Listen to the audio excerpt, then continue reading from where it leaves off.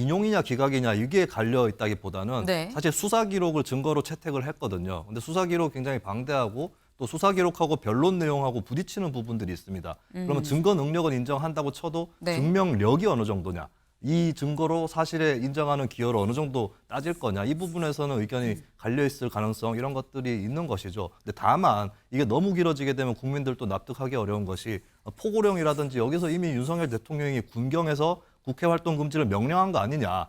국회나 선관위 당일날 통화로 무슨 말을 했는지 이게 중요한 것이 아닌데 왜 이렇게 결정이 늦어지는가, 이런 불만들은 커지지 않을까. 이제 현재 확률적으로 보면 이번 주는 넘어갈 가능성이 크다. 왜냐하면 이번 주에 27일, 28일 선고할 것 같으면 네. 한덕수 권한대행 선고를 오늘 하지 않을 것이라고 봐요.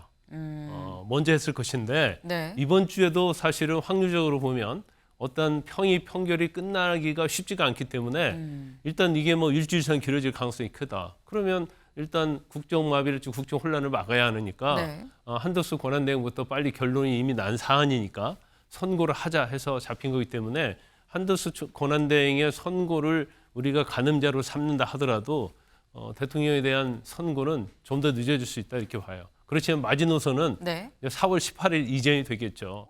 이번 주 일정 빡빡한 헌재, 윤 4월 선고 가능성이 나온다라는 거. 여기 캘린더를 좀 같이 보겠습니다.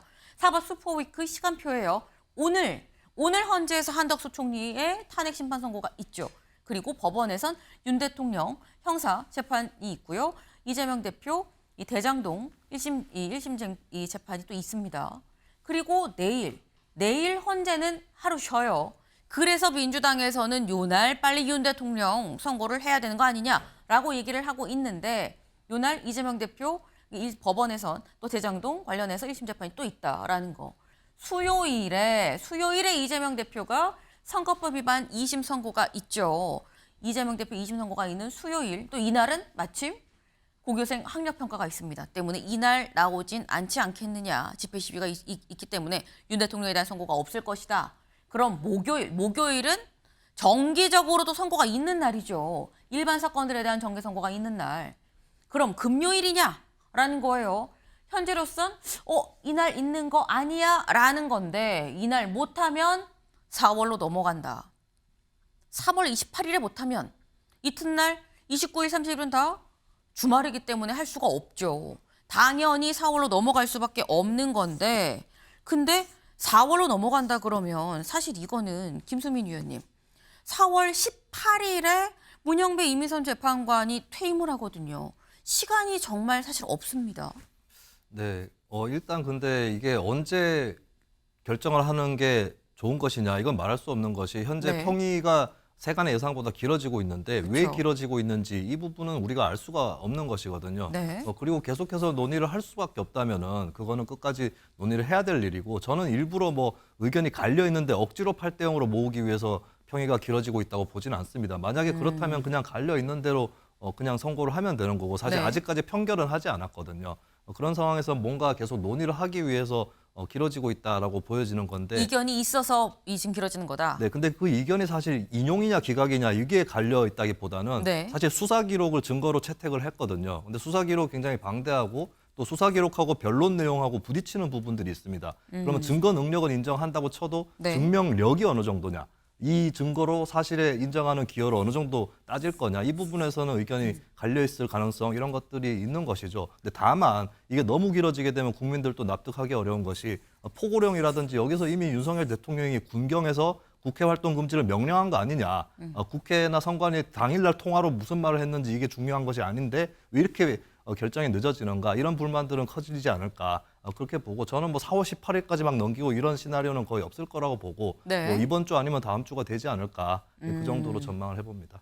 지금 이번 주 금요일 아니면 다음 주 뭐 초중반에는 나오지 않겠느냐라는 취지로 지금 말씀을 하셨어요. 근데 일각에선 오죽하면 우스갯소리로 문영배 이미선 재판관이 18일까지 근무하고 퇴임을 하는 거면 남은 연차 다 쓰고 퇴임해야 되는 거 아니냐, 그럼 사실상 4월 초까지 나와야 되는 거 아니냐, 이런 우스갯소리도 나오는 상황입니다. 김강삼 변호사님, 4월 초냐 중순이냐, 사실 이것도 좀 달라요. 어떻게 전망하십니까?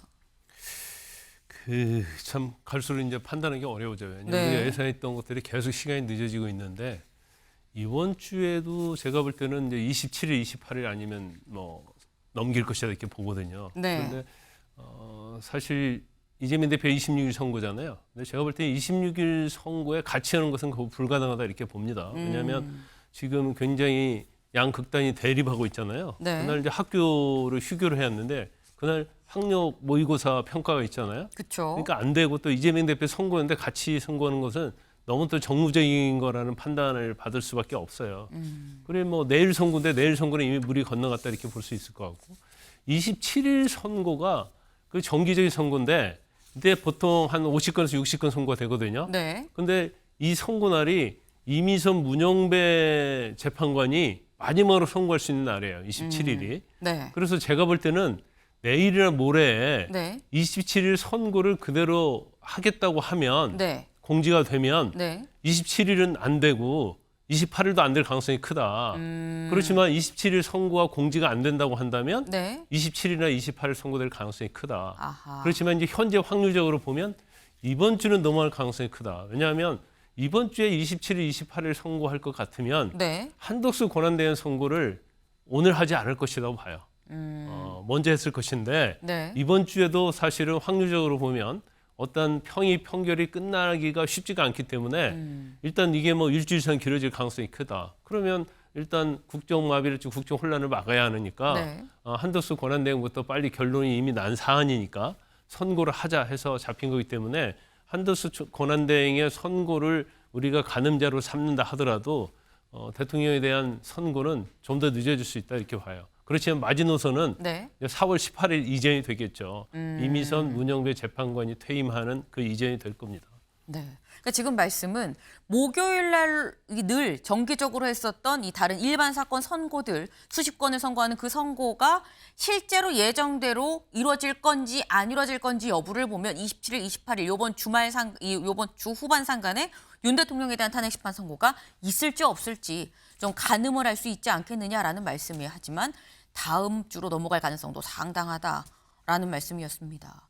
윤 대통령에 대한 선고가 이 모두의 관심사가 되고 있는 상황이죠.